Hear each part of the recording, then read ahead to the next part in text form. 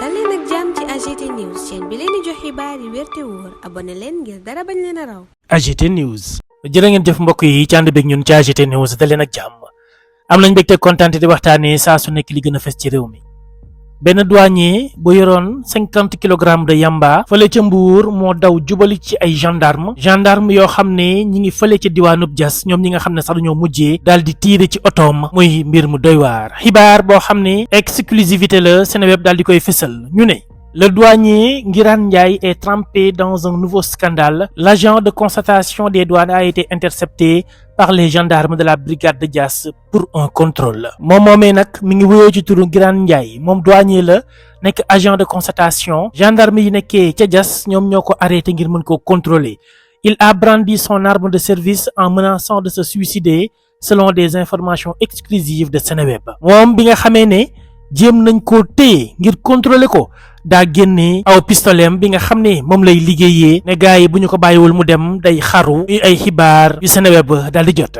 C'est dans ces circonstances le gabelou en tenue a réussi à s'échapper à pied. noonu la moom Ngirane mujjee rëcc daa daw ak i tànkam. Dans sa voiture il a été trouvé 50 kilogrammes de chanvre indien. Son véhicule et la drogue ont été saisis. moom douanier boobu nga xam ni daa soloon tëneem otoom lañ fa fekk ci yamba mi ngi toll ci 50 kilos maanaam juróom fukki kilogramme loo waral oto ba ak drogue bi yëpp lañ boole daal di jàpp. Voici le film de la chasse à l'homme de Sandiara à Diass. Seneweb di ñu xamal li nga xam ne mooy dàqante bi doxoon ci diggante moom moomee douanier bi ak gendarme yi.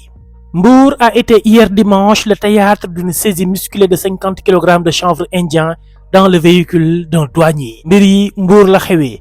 Tout a commencé lorsque le commandant de la brigade de Sandiara a été informé vers 19h d'un trafic de drogue entretenu par un douanier. lépp mi ngi tàmbali ci bi nga xamee ne commandant bu brigade bu Sandiara xibaar nañu ko ci boori juróom-ñaari waxtu ci ngoon que ne am na benn trafic de drogue boo xam ne mi ngi am jamono jooju te ki koy def ab douanier la. C'est ainsi qu'une mission de surveillance et de filature déployée sur les lieux indiqués a permis aux hommes du commandant Roberto da Cruz de relever le numéro de plaque d'immatriculation du véhicule appartenant au suspect. naka noonu ci la am benn mission boo xam ne dañ koo yebal foofee di ca bërëb ba ngir mu daal di saytu mbir yi. ñoom nag dañoo teel a identifier li nga xam ne mooy numéro plaque d'immatriculation bi. Le gendarme en chef de Sandiara en est ouvert à son collègue de la brigade de Mbour qui a mis un dispositif de contrôle routier à hauteur de Kër Balla. moom chef gendarme bi nga xam ne mooy jiite foofee ca Sandiara ci la nag informé brigade bu Mbour.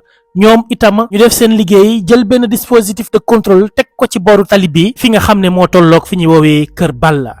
Arrêté pour un contrôle par les Pandores, le douanier Ngirane Ndiaye, en tenue avec ses galons, a brandi sa carte professionnelle pour se soustraire au contrôle. bi nga xamee ne arrêté nañ ko moom Ngirane Ndiaye douanier bi nga xam ne sax daa soloon tenue ànd ak ay galon wam ci saa si daa génnee carte professionnelle am ngir gaay bañ koo contrôler. Invité de mettre à l'arrêt le moteur de son véhicule de marque Mazda CX-9, l'agent de constatation des douanes a démarré en trombe en cabossant les 3 véhicules particuliers qui étaient devant lui. moom douanier bi biñ ko nee na fay otoom nga xam ne marque Mazda CX-9 la defu ko daa gaawantu di jéem a daw felaale sax yenn auto particulier yoo xam ne ñi ngi nekkoon ci kanamam seen lim toll ci ñett naka noonee ca la daw ba am sax lu ca xew. Après la diffusion de l'alerte, les éléments des unités de la compagnie de Mbour sous la direction du commandant Diallo se sont lancés à ses trousses.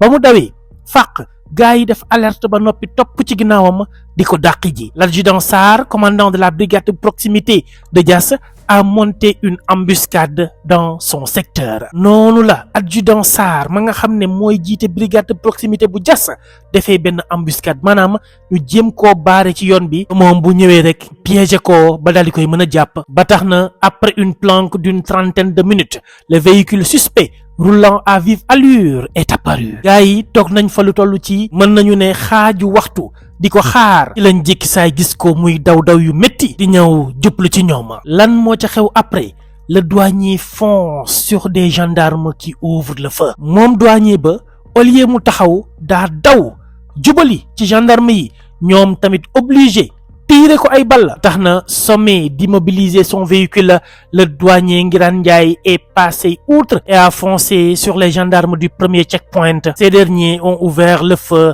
atteignant le moteur et le pneu avant gauche. bi nga xamee ne ñoom gendarme yi tiire nañ ci otoom dañoo laal moteur bi laalaale pneu bi ci kanam nga xam ne moo féete càmmoñ. Le véhicule s'est immobilisé 200 mètres après une longue course poursuite. naka noonu la oto bi taxaw après 200 mètres ci dàqante gu métti. Le fugitif est sorti avec son arme de poing sur sa tempe, menaçant de se suicider.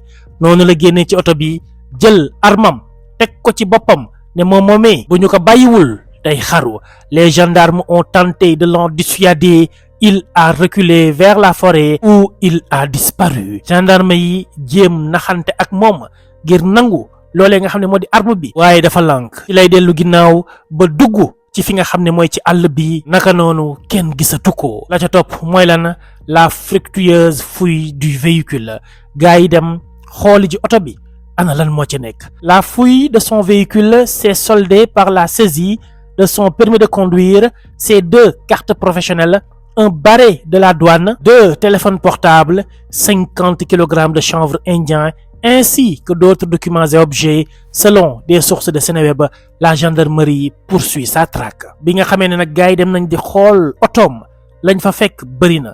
permis de conduire am fa lañ ko jëlee, gis fa itam ñaari carte professionnelle am boole ci mbaxane wu douane, ñaari téléphone portable ak fukki kilogramme wu yamba goo xam ne ma nga fa woon ànd itam ak yeneen document ak jumtukaay yoo xam ne Seneweb ñi ngi xam le ne seen source lañ xamee yooyu la information. te itam waa gendarmerie ba tey jii ñi ngi topp di wër waa ji fa mu nekk.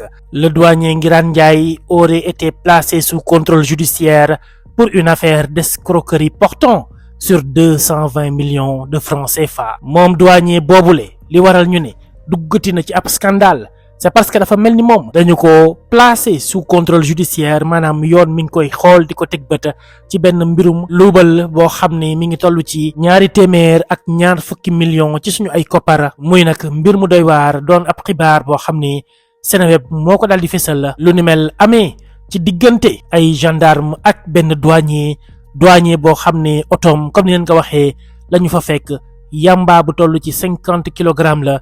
moom daa bañoon wàcc otoom daw di dàqante ak gendarme yi, daw sax di jéem a dem mbëkk ji ñoom seeni oto. ci la ñu ko tiiree ba moteuram ñu daal di koy laalaale itam pneu bu gauche bi nekk ca kanama. moom moomee ca la wàccee oto ba menacé leen ne day xaru bu fekkente ne jéem nañu koo jàpp, dugg ca àll ba disparaître. waaye teewul ñoom gendarme yi la nga xam ne yëpp ma nga woon ca otoom saisir nañu ko. ana nag fan la wànnent nar a mujjee ak i gëtam. équipe bu AGT News dinañ leen ko toppal ngir saa su ne ngeen ci am ay xibaar ki jàngat yu wér te wóor. kon abonné leen ngir dara bañ leen cee raw. AGT News.